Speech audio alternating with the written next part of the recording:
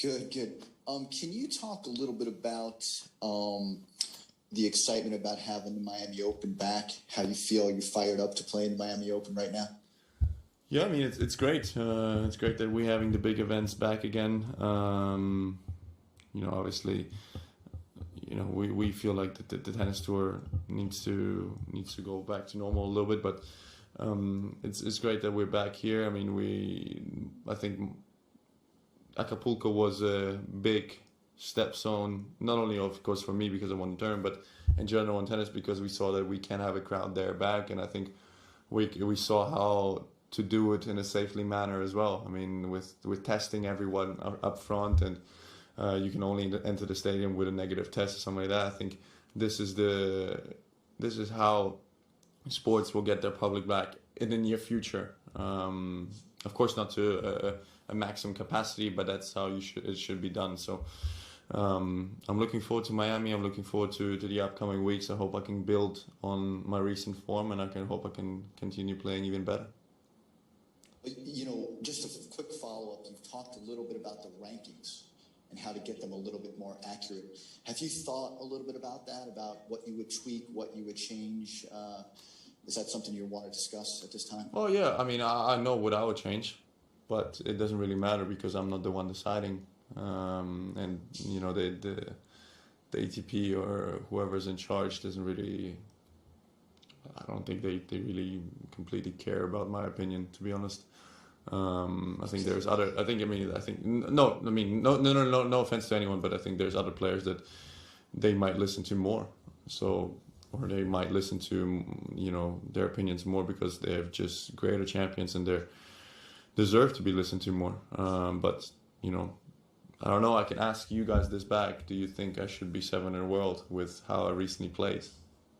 You think I should have not moved one spot up, maybe one spot, maybe 2 spots, maybe 3 spots, but there should be some movement. Otherwise, the rankings are just the same, kind of. It's very difficult to surpass someone. Yeah. Well, thank you for touching on the topic, and I want to wish you all the best of luck in the tournament. Okay, my friend. Thank you. Thanks. Anyone else with questions, please raise your virtual hand. All right, I think Jean-Marc has a question. 1 second. All right. Jean-Marc, if you want to unmute. Do you hear me? Yes. Yeah. Hello, Alexander. How are you? I'm good. Thank you. Good. Just a question. To what extent, your recent victory is going to pump up your own challenges and ambition and confidence for the week to come, and especially on this tournament? I think my ambitions don't change. I know what I want. I know.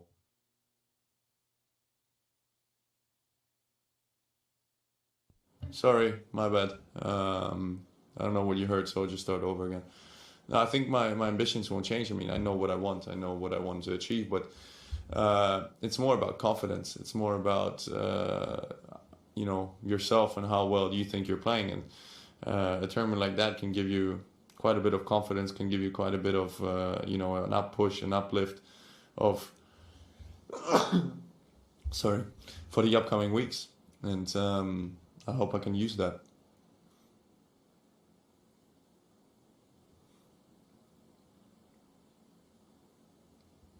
Okay, Matt Futterman, I'm going to unmute you.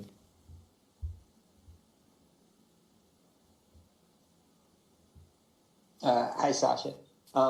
You've obviously made a big jump last year with getting to the finals of the Open. What is it? Do you feel like you're in form where you were at that point in the year? Are you playing better now? And what is it that you're looking to improve in order to obviously fill the holes in in your resume that you'd like to fill? I actually think I'm playing better.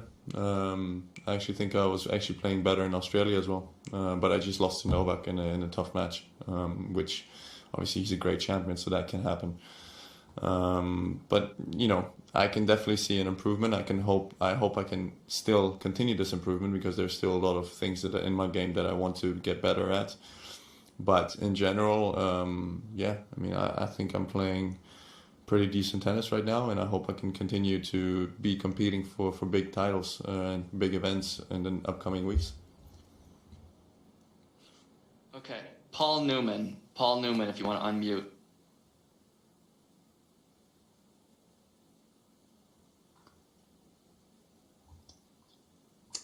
Sasha, one thing I ask you about Grand Slams. Where do you think is your best chance of winning a Grand Slam? And I wonder if you could choose one to win, which one would you like to win at? Well, I'd like to win them all, but I mean, my best chance would be one of the hard court or clay court, right? I think. I think, the French or US Open this year is kind of more realistic than Wimbledon for me, probably, in a way. Just on how comfortable I feel on the surfaces, maybe. Which one would I like to win the most? That would be probably Wimbledon, but it's also how comfortable you feel. But yeah, I mean, I'm looking forward to the next weeks. I'm not trying to think about the Grand Slams right now, because the Grand Slams are kind of still in the near future, but they're still a little bit far away. We have 4 Masters 1000 events before that. I still have big other events before that as well, and I'm trying to focus on that. I'm trying to compete in those events and trying to do the job that I can.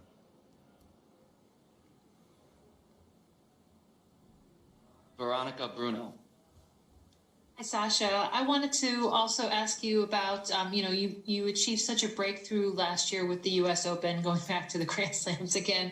But I wanted to ask you personally, what was the biggest thing that you walked away with from that experience? I mean, you came so close, and it was admirable how well you performed there. Have you made any adjustments since that experience to your training or to your mental focus? Well, that loss made me in a way even hungrier, because I was 2 points away from winning my first Grand Slam title last year at the US Open. So, but I didn't in the end of the day. So you gotta look at those things as well. And in a way, this year I feel like I'm more motivated than ever to do well. I'm trying to improve every single aspect of the game to give myself the best chance that I can have, and I feel like I'm building towards that. I feel like I'm taking the right steps towards that, and we'll see how the rest of the year goes. Okay, Adam, if you had another question.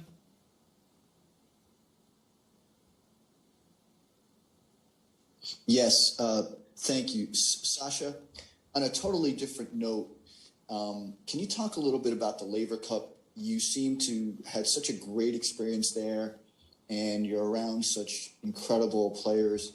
What is that like to be a part of that as a spectator?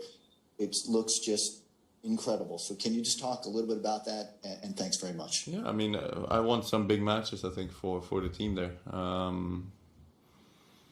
Look, it's a great event. I've said it a lot of times. This is one of the most fun events that you can have in sports.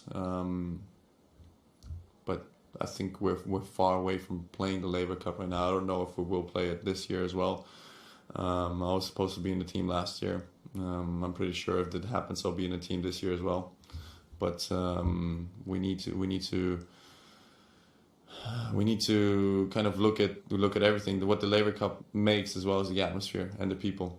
I think playing the Laver Cup without a crowd is not the same. It will not give the same atmosphere, will not give the same emotions. So I think the Laver Cup is the event where the crowd will be probably missed the most. So I don't know if it will happen or not. Okay, last question in English for Steven.